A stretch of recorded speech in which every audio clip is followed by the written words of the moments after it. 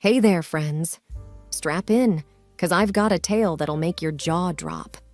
We've all been through those moments when our gut tells us something's off and curiosity gets the best of us. Well, this is one of those stories, but trust me, it's a roller coaster of emotions. So, there's me, living a seemingly happy life with my hubby, Daniel. We had been married for 5 years, and everything felt peachy until it didn't. You see, Daniel had been working a high-stress job at some fancy corporate office. He'd often come home late, worn out, and claimed it was the workload.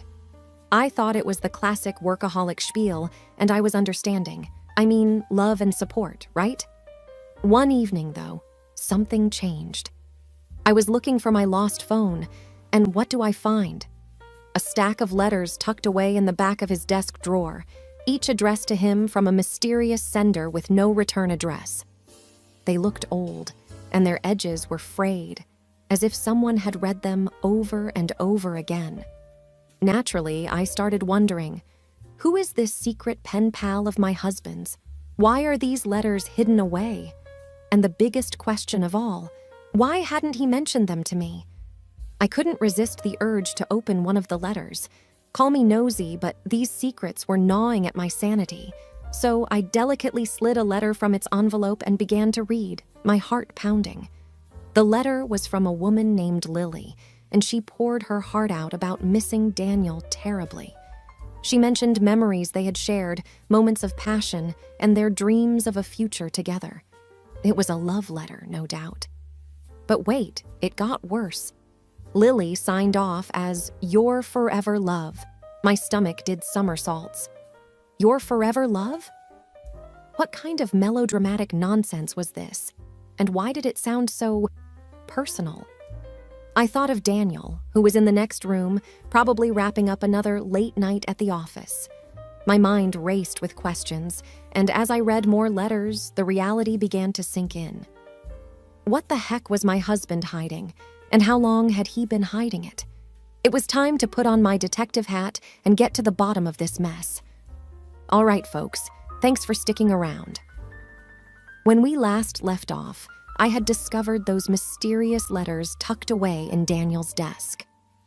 Now, I'm about to dive deeper into this web of secrets and lies. Buckle up. The letters from Lily shook me to my core, but I needed more concrete evidence. So, what's a determined wife to do?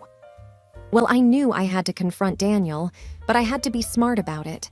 After all, this was a man who'd managed to hide these letters for who knows how long. The next day, I decided to drop a little hint. I casually mentioned to him that I had found some old love letters from an ex-boyfriend while cleaning the attic. I watched his reaction like a hawk, but all I got was an awkward chuckle and a dismissive, "Oh, really? You should throw them away." It wasn't the reaction I had hoped for, but it was something. I knew I needed to dig deeper. So I embarked on my little mission, which included late-night snooping, phone checking, I know, but desperate times, and even following him a couple of times. One evening, he said he had to go to the office for an emergency. Red flags waving, right? So guess what? I decided to tail him, just like in those cheesy spy movies. I parked my car a few blocks away from his office building and watched as he entered the seemingly empty office. My heart pounding, I waited for a while, then stealthily made my way to the building. I used my best ninja moves to sneak in, and lo and behold, I heard hushed voices coming from his office. Sneaking closer, I peeked through the frosted glass window and saw him, Daniel, talking to a woman, the mysterious Lily herself. My heart felt like it was going to leap out of my chest. They were too engrossed in their conversation to notice me. I couldn't hear everything, but their body language said it all. It was intimate, and my blood boiled. I snapped a quick picture with my phone as evidence, my hands trembling like crazy. I had proof now, but I needed to play this smart. I slinked away from the scene, my mind racing. Revenge was coming, but it had to be perfect. I spent the next few days gathering more information, and what I uncovered was mind-boggling. It seemed like Daniel and Lily had been involved for years, even before we got married. My world shattered as I realized the extent of his betrayal. But here's the twist, friends. I wasn't about to let this betrayal break me. Nope, I had a plan, and it was deliciously wicked. Okay, the plot was thickening, and it was time for yours truly to unleash Operation Sabotage. Revenge was a dish best served cold, right? First, I needed to gather more information about Lily, the mysterious woman who had been tearing my world apart. I did some online sleuthing. Thank you, Internet, and found out she worked at a nearby marketing agency. Armed with this knowledge, I made a cunning plan. I dressed up like a corporate spy, complete with oversized sunglasses and a trench coat. Yes, I went full-on undercover mode. I strolled into her office building and did my best impression of a lost tourist, asking the receptionist for directions to her office. With her help, I made it to Lily's floor, where her colleagues thought I was some new big-shot client.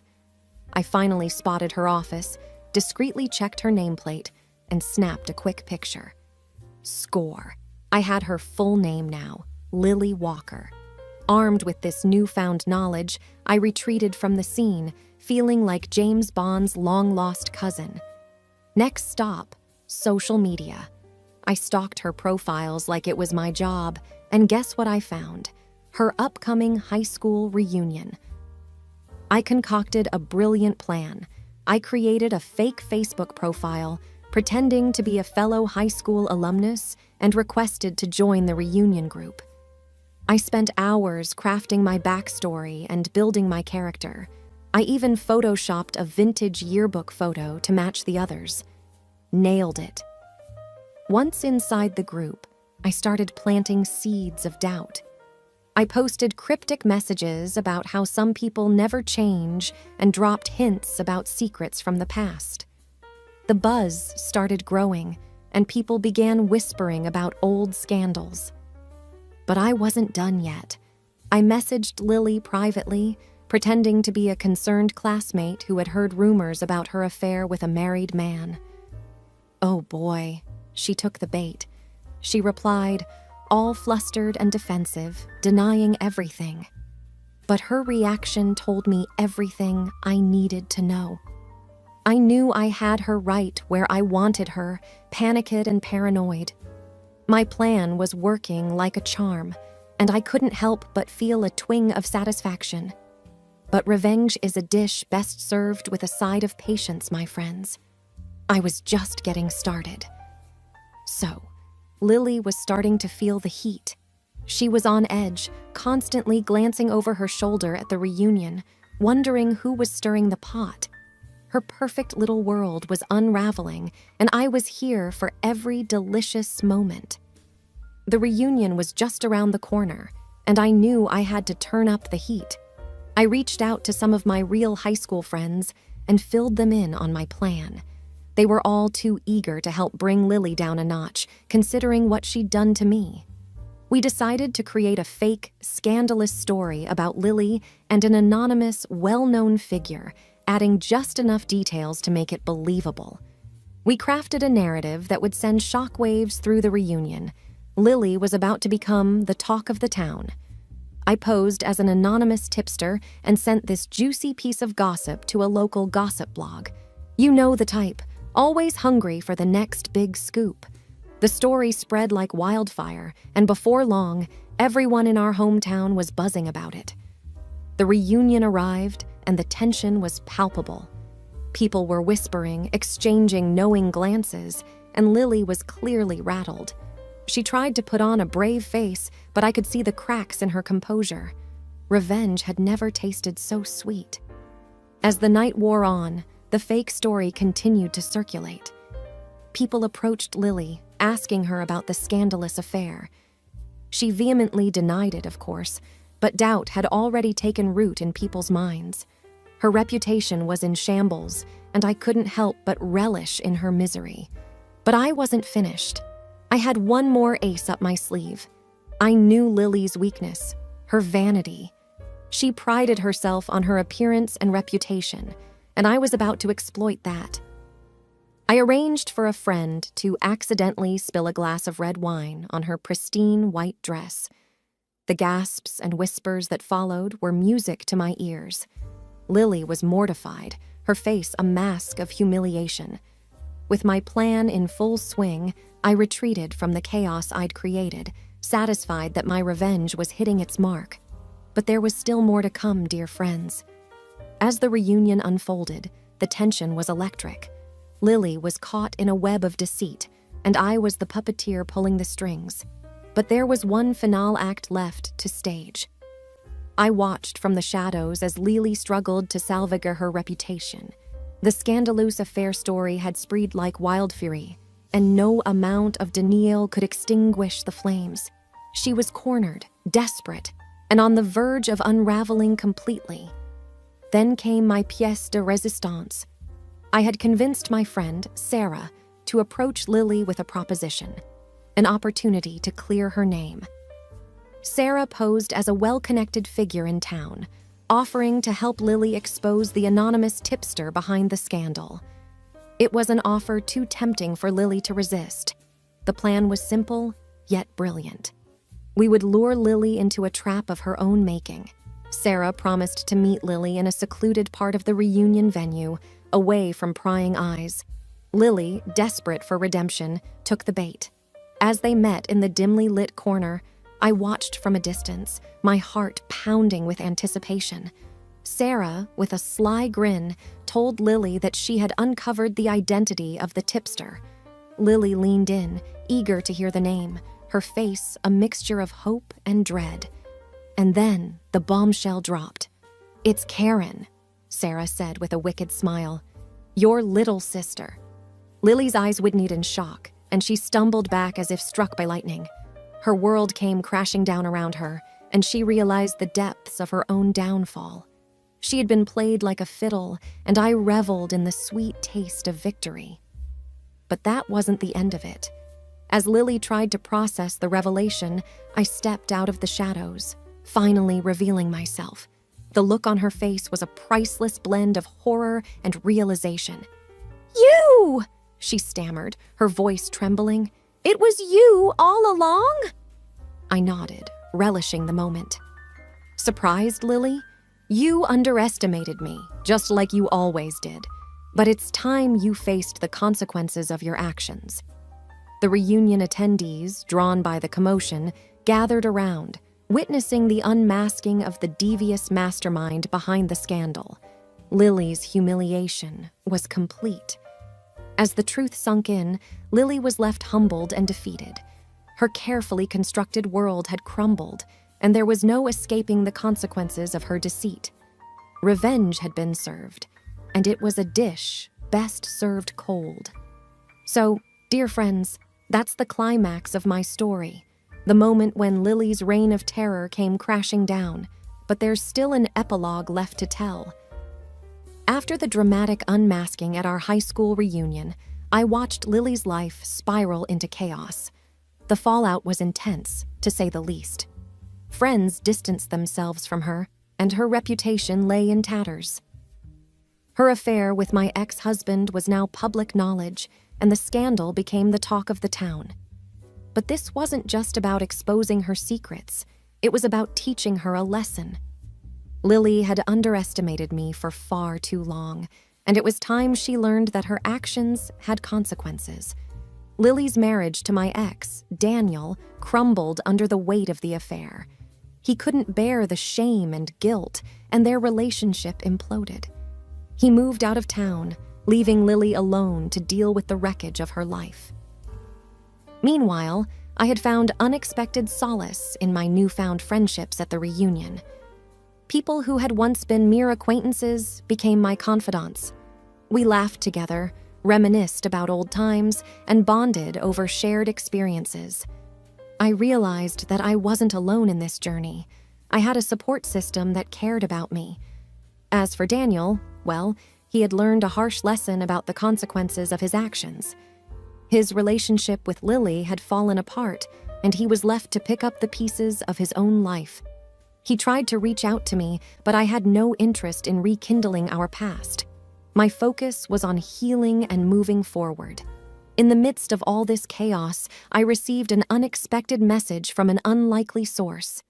My sister, Susan. She had witnessed the unraveling of Lily's life and reached out to me, seeking forgiveness and reconciliation. She had seen the error of her ways and wanted to make amends. Susan, always the more emotionally expressive of the two, rebelled against the injustice of it all. She channeled her grief and anger into defiance, often pushing boundaries and challenging authority figures. I, on the other hand, internalized my pain, choosing to retreat into the comforting embrace of solitude and silence. Our coping mechanisms diverged, and the gap between us grew wider. As we entered our teenage years, our paths seemed to diverge even further.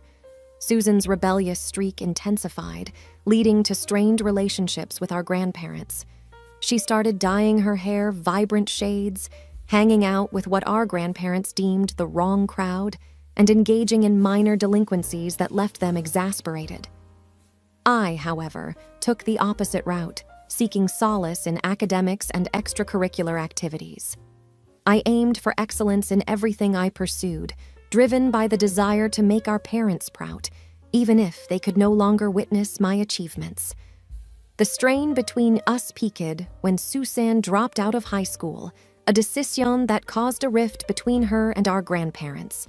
While she asserted her newfound independence, I continued to pursue my studies diligently, determined to secure a brighter future for myself. When Susan left home, the divide between us felt insurmountable. We became estranged, communicating only through sporadic and terse messages. Our family bonds weakened, and it seemed like Susan had embarked on a path of self-destruction while I sought stability and fulfillment. Part of me was wary, remembering the years of hurt she had caused, but another part saw the opportunity for healing and redemption. We met cautiously, and Susan poured out her remorse and regret. It was a heartfelt conversation, one that allowed us to bridge the chasm that had separated us for so long. I learned that Susan had faced her own share of struggles and hardships in the wake of our estrangement. She had hit rock bottom, but it had been the catalyst for her transformation. She had turned her life around, found stability, and wanted a chance to rebuild our sisterly bond. It wasn't an easy decision, but I chose to forgive her. I realized that holding on to anger and resentment wouldn't bring me peace. Instead, I embraced the opportunity to mend our relationship, and it was a choice that brought unexpected joy. So, friends, that's where we stand today. Lily's empire had crumbled, Daniel had faced his reckoning, and my sister and I had embarked on a journey of reconciliation. Revenge had led to redemption, and I had found strength in forgiveness. In the aftermath of the high school reunion and the chaos that ensued, I found myself reflecting on the journey that had led me here. My quest for revenge had uncovered secrets, shattered illusions, and exposed the true nature of those around me.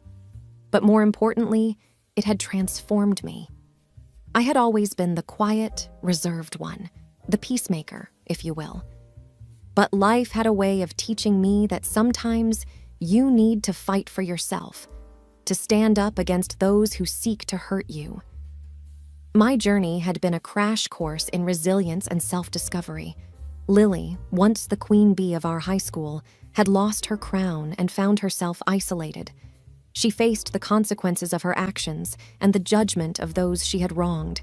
It was a humbling experience for her, and while I didn't revel in her suffering, I couldn't deny that a sense of justice had been served. As for Daniel, he had learned that taking shortcuts and betraying trust would only lead to his downfall. His reckless pursuit of his desires had cost him dearly, and he was left to rebuild his life from the ruins of his mistakes. My sister Susan's transformation was perhaps the most unexpected turn of events. Her journey from a troubled past to seeking redemption had touched my heart. We had rebuilt our sisterly bond, and while it wasn't without its challenges, Forgiveness had allowed us to heal and move forward together. I also found solace in the friends I had reconnected with at the reunion. They had been my pillars of support during these tumultuous times, and I was grateful for their presence in my life. We shared laughter, tears, and stories of our shared past, reminding me that I was never truly alone. So, what did I learn from this whirlwind of events? Revenge may have been my initial motivation, but it had ultimately led me to a different destination, one of self-discovery and growth. I had rediscovered my strength and resilience, and I had learned the power of forgiveness and redemption. Life had a way of teaching us lessons, often in unexpected ways. It had shown me that we all make mistakes, but it's how we choose to respond and grow from them that defines us. Revenge may have been a fleeting desire, but redemption and forgiveness were the true keys to finding peace and happiness. As I stand here today, surrounded by the love of those who truly care about me, I can't help but feel grateful for this incredible journey. The scars of the past have healed, and I look forward to what the future holds. Thank you, friends, for joining me on this roller coaster of a story. It's been an honor sharing this tale with you. Remember, life's challenges may test us, but our choices and resilience can lead us to unexpected places. Embrace the journey, and may your path be one of redemption and happiness.